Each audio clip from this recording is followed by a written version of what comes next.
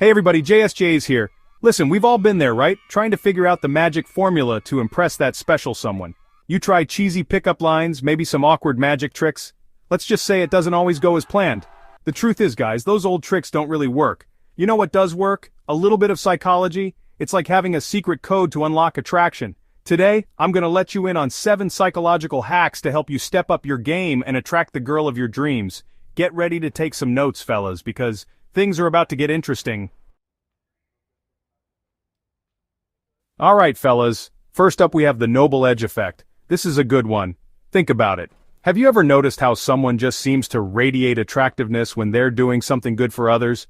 Volunteering at a local animal shelter, maybe helping out at a food bank, even just helping an elderly person cross the street. It just makes you look like a superhero, am I right? And ladies love a good superhero. It shows you have a good heart, you care about others, and you're not just some selfish dude looking out for himself. Trust me, rocking that noble edge is a surefire way to boost your attractiveness levels way up. Now let's talk about the pathetic gap.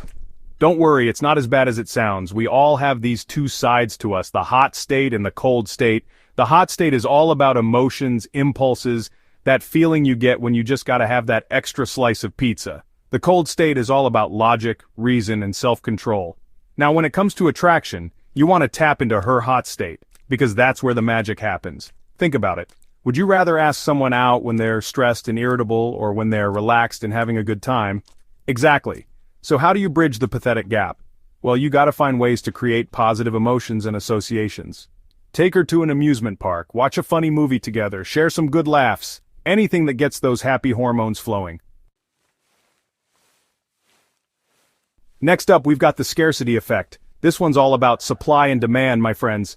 Think about it. Why do people go crazy for limited edition sneakers or wait in line for hours for the latest iPhone? Because they're rare, they're exclusive, and everyone wants a piece of the action.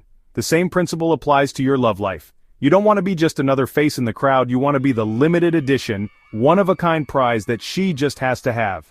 Now, I'm not saying you should become a recluse or anything, but you don't want to be too available either. Have your own life, your own interests, and don't be afraid to say no sometimes. Trust me, a little bit of mystery goes a long way. Chapter 4. The Power of Suggestion. Now let's talk about the suggestibility effect. This one's all about the power of words, my friends. You see, our brains are wired to be influenced by the things we hear, especially when those things are repeated over and over again. Ever notice how a catchy jingle gets stuck in your head for days? It's the same idea. So how do you use this to your advantage in the game of love? It's all about painting vivid pictures with your words. Don't just tell her about your day. Describe the delicious food you ate, the hilarious joke your friend told, the amazing view you saw on your way home. Make her feel like she's right there with you, experiencing it all firsthand. Chapter 5. Framing the date. Okay fellas, let's talk about the framing effect. This one's all about presentation. You see, how you present something can drastically influence how it's perceived. Think about it. Wouldn't you be more likely to buy a burger described as juicy and flavorful rather than greasy and overcooked? Exactly. The same goes for asking a girl out. Instead of putting her on the spot with a direct question, frame it as a choice. For example, instead of saying, "Do you want to go out sometime?" try something like, "Are you more of a coffee or a cocktails kind of girl?" This way it feels like she's in control and making the decision herself, even though you've already subtly steered her in the right direction.